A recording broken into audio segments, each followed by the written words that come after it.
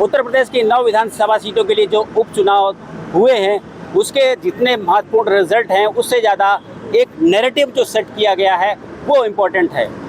कटेंगे या पटेंगे या फिर पीडीए, ये दो ऐसे नैरेटिव हैं जिसके बीच में ये चुनाव पूरा लड़ा गया है। यहाँ के प्रयागराज के जो सीनियर जर्नलिस्ट हैं उनसे जानने की कोशिश करते हैं कि ये दो नारे जो इस समय चले उनका क्या असर देखते हैं और कहीं ना कहीं उसी के ऊपर तय होगा कि ये सीट किसकी होगी। अच्छा, आपसे जानना चाहेंगे, आप सीनियर जर्नलिस्ट हैं, कटेंगे या पटेंगे या पीडीए, कहाँ देख रहे हैं चुनाव को आप? देखिए, चुनाव इस समय कहाँ पर है इसका कुछ भी सही ढंग से कहा नहीं जा सकता कि कटेंगे बटेंगे पर है या पीडीएफ पर है। वो स्थानीय तौर पर स्थानीय लोगों के बीच लड़ा गया है, इसको कहीं और से नहीं देखा गया है। सांप्रदायिक ध्रुवीकरण देखे हैं आप इस चुनाव में देख रहे हैं कहीं? बिल्कुल ध्रुवीकरण हुआ है, जातीय आधार पर भी ध्रुवीकरण हुआ है, धार्मिक आधार पर भी ध्रुवीकरण हुआ है। और जैसे आपने ओपनिंग में कहा कि बटोगे के तो कटोगे का एक नारा आया और दूसरी तरफ नारा आया जुड़ेंगे तो जीतेंगे, लेकिन इफेक्टिव ज़्यादा कौन हुआ ये देखना बात होगा कि कौन जो है वो अपने नारे को वोट में कन्वर्ट कर पाया है ज़्यादा संख्या में। धार्मिक आधार पर ज़्यादा ध्रुवीकरण हुआ है या जातीय आधार पर ध्रुवीकरण हुआ है, लेकिन फूलपुर में ध्रुवीकरण हुआ है, इससे कोई इनकार नहीं कर सकता। तो कहीं ना कहीं आपको ऐसा लगता है कि दोनों नारों में जो धार्मिक ध्रुवीकरण की बात है वो हावी है? देखिए, जातीय आधार पर भी ध्रुवीकरण हुआ है, धार्मिक आधार पर भी ध्रुवीकरण हुआ है, लेकिन कौन ज्यादा ध्रुवीकरण करा पाया है ये कह पाना मुश्किल है, क्योंकि दोनों आधार पर जब ध्रुवीकरण हुआ है तो वोटिंग पैटर्न लगभग वही रहा है जो लोकसभा चुनाव में देखने को मिला था। उस वक्त भी संविधान और आरक्षण और बाकी मुद्दे उठाए गए थे। ऐसे में नतीजे पर पहुंच पाना बहुत मुश्किल है। ये जरूर कहा जा सकता है कि वहां पर बेहद कड़ा मुकाबला है, बिल्कुल उस तरीके की लड़ाई है जिस तरह से हम क्रिकेट के मैदान में भारत और पाकिस्तान के बीच मैच में देखते हैं, तो एकदम उसी तरीके की लड़ाई है। ऐसे में दावे के साथ कुछ नहीं कहा जा सकता है, सिर्फ अनुमान लगाया जा सकता है, क्योंकि अगर भारतीय जनता पार्टी के जो कोर वोटर कहे जाते हैं अगर उनके बूथों पर कम वोट पड़े हैं तो जो मुस्लिम और यादव समाजवादी पार्टी के परंपरागत वोटर हैं उन वोटरों में भी कोई खास उत्साह देखने को नहीं मिला है। उन बूथों पर भी पूरे दिन सन्नाटा पसरा हुआ था। जी, वोटिंग परसेंटेज कम हुआ है, इसके अलग अलग एनालिसिस हैं, कुछ लोग इधर जा रहे हैं, कुछ लोग उधर जा रहे हैं। देखिए, इस उपचुनाव में सरकार ने किसी भी स्तर पे मतदाता जागरूकता का किसी तरह का कोई कार्यक्रम नहीं रखा, न ही लोग उसमें बहुत जागरूक रहे। उपचुनाव को लेकर लोगों में एक भावना रही कि इससे सरकार पे कोई फर्क नहीं पड़ेगा। किससे फायदा नुकसान हो रहा है, किसका हो रहा है जब कम वोटिंग परसेंटेज? आपको कम वोटिंग परसेंटेज में नुकसान जनता का हो रहा है। अगर गलत आदमी सत्तारूढ़ पार्टी का हो रहा है या अपोजिशन का हो रहा है? नहीं, सत्तारूढ़ का हो रहा है। जी, मनोज जी, आपसे जानना चाहेंगे, जिस तरह की स्थितियां वहां पर बनी है, ऐसा लगता था कि सब कुछ क्लियर हो जाएगा, लेकिन एक घटना ने बहुत कुछ डाउट पैदा कर दिया। वो सबसे बड़ी घटना थी कि वोटिंग का परसेंटेज एकदम से बहुत गिर गया। बिल्कुल सर। कहाँ ठहर गया चुनाव इसके बाद? सर, ऐसा है कि वो लोग छुट्टी में आए थे दीपावली के और छठ के, वो छुट्टी में फिर काम पर अपने लौट गए और जो है पढ़े लिखे लोगों ने वोटिंग भी नहीं किया। ये उपचुनाव में अक्सर ऐसा देखा जाता है, हर उपचुनाव में वोटिंग परसेंटेज कम होते हैं, आम चुनाव के अपेक्षा कम होते हैं, लोगों में उतना उत्साह नहीं रहता है। इसकी वजह से हमने देखा 60% तक वोट पड़े हैं। ये कटहरी में और एक आग जगह पड़ा है, और जैसे भी गाजियाबाद में मात्र 33% वोट पड़े हैं। फूलपुर में जो है मैं अगर बात करूं 43% वोट जो कम पड़ा, 43% वोट जो पड़ा हुआ है, ये सत्ता पक्ष को जरूर जो चिंता करने की बात है।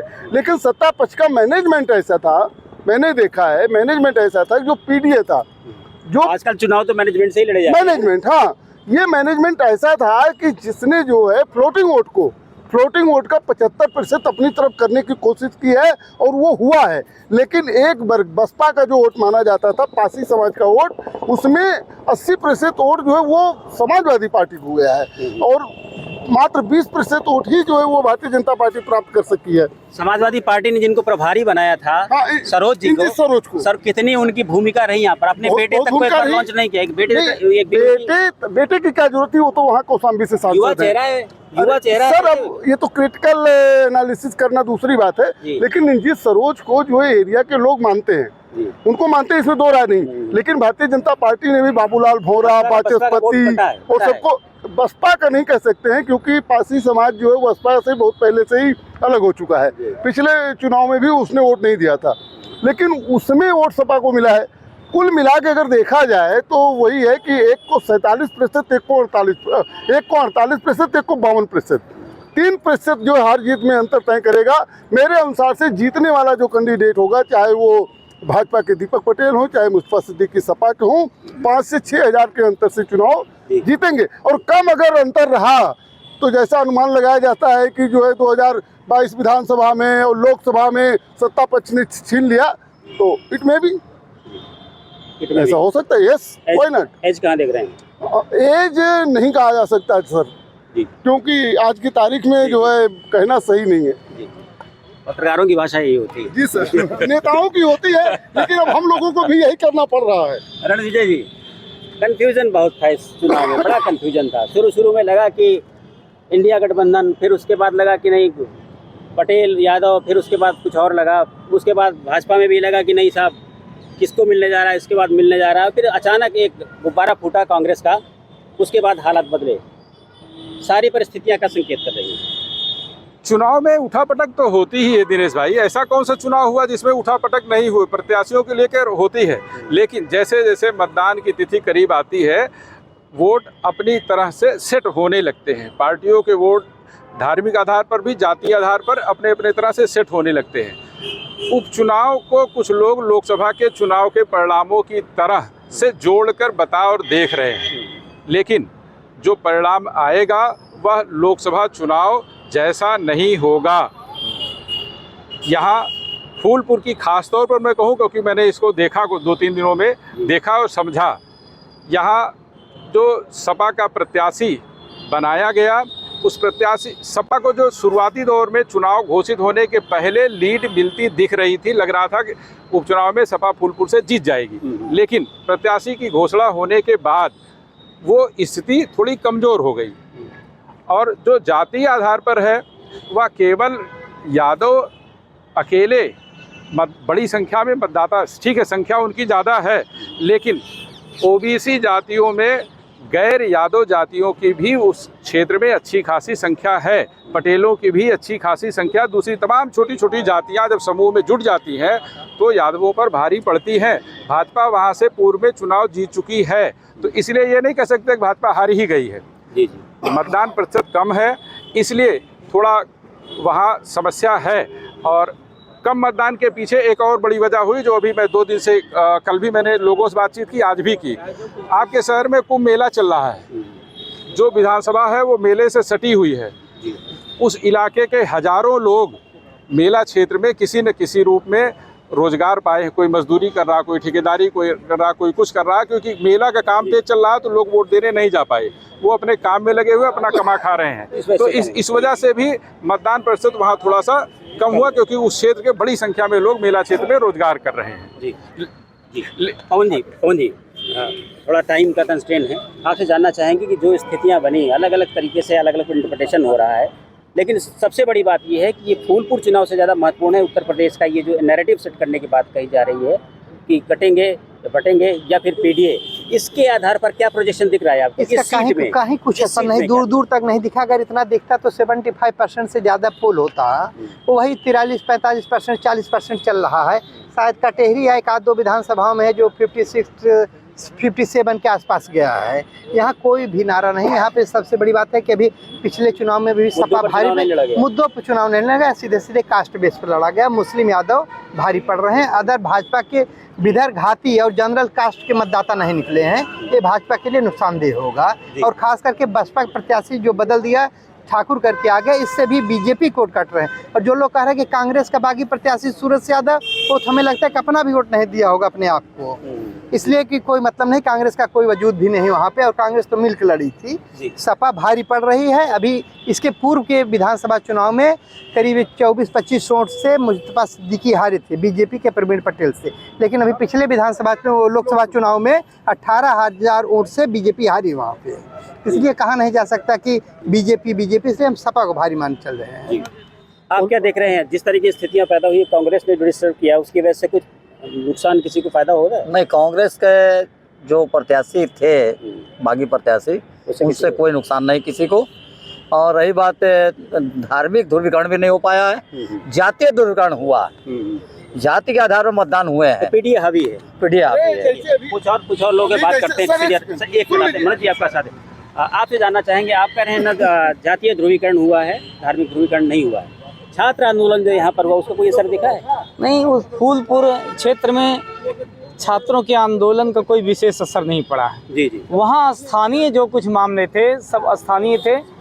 पिछले चुनाव में स्थानीय मुद्दों का असर पड़ा। हाँ, स्थानीय मुद्दों का। चलिए कुछ और। मनोज जी आपके पास, आप क्या कहना चाहते हैं? मैं ये कह रहा था, कांग्रेस को बार बार आप कह रहे हैं, दिलीप पटेल अपना दल कमेरावादी से भी लड़े थे जी, और वो भी तो कुछ वोट काटे होंगे। बहरहाल उसको छोड़िए, अभी आप हमारे सीनियर पत्रकार से पूछ रहे कटेंगे बटेंगे, ये सब चीजें जो थी वो तो कहीं चली नहीं। ये जो चुनाव था, उपचुनाव जो था उत्तर मनोज जी, प्रदेश का, सोशल मीडिया से चुनाव लड़ा जाता है आजकल। उत्तर सोशल प्रदेश मीडिया का जानते जो हैं, उपचुनाव और था, सोशल मीडिया तय करती है, सर, आप जमीनी मुद्दे तय नहीं करते। सर उत्तर प्रदेश का जो उपचुनाव है आपने ना, कहा ना कि मैनेजमेंट बहुत जो इम्पोर्टेंट होता है। वो है, वो था भाजपा आगे थी।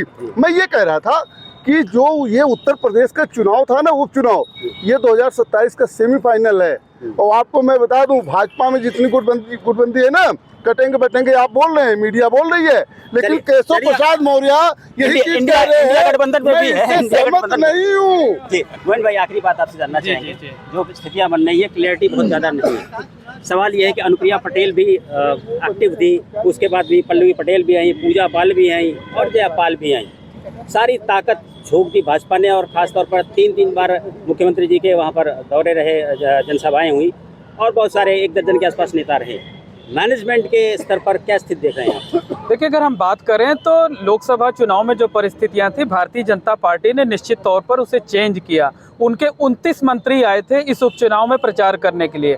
खुद मुख्यमंत्री 3 बार आए, जयापाल से लेकर के पूजा पाल तक ने प्रचार किया। लेकिन समाजवादी पार्टी ने जो नॉन यादव वोट है उनमें सेंधमारी की है। अगर 15-15, 20-20% वोट, खासकर 3-4 जो बड़ी कम्युनिटी है, जिसमें मौर्य कुशवाहा है, जिसमें पाल बिरादरी है, जिसमें निषाद है, लोहार है, इन सब वोट वर्ग के वोटों, जो वोटर्स हैं, उनका वोट समाजवादी पार्टी को थोड़ा थोड़ा मिला है। और मुझे लगता है कि अगर 15-15, 20-20% वोट भी पा लिया है तो समाजवादी पार्टी इस वक्त वहाँ पर एज में दिखाई दे रही है। मुकाबला कड़ा ज़रूर है, लेकिन समाजवादी पार्टी और बीजेपी दोनों प्रत्याशियों से हमने कल मुलाकात की। वोटिंग खत्म होने के बाद समाजवादी पार्टी के जो प्रत्याशी थे, जो उनके नेता थे, उनके बॉडी लैंग्वेज ये बता रहे थे कि हम 21 हैं, जबकि बीजेपी समर्थक ये मान रहे हैं कि हम 20 से 19 पर आ गए हैं। तो मुकाबला इतना कड़ा है कि दावे से नहीं कुछ कहा जा सकता, लेकिन मामूली सा, बहुत मामूली सा एज जो है वो समाजवादी पार्टी के पक्ष में जाता हुआ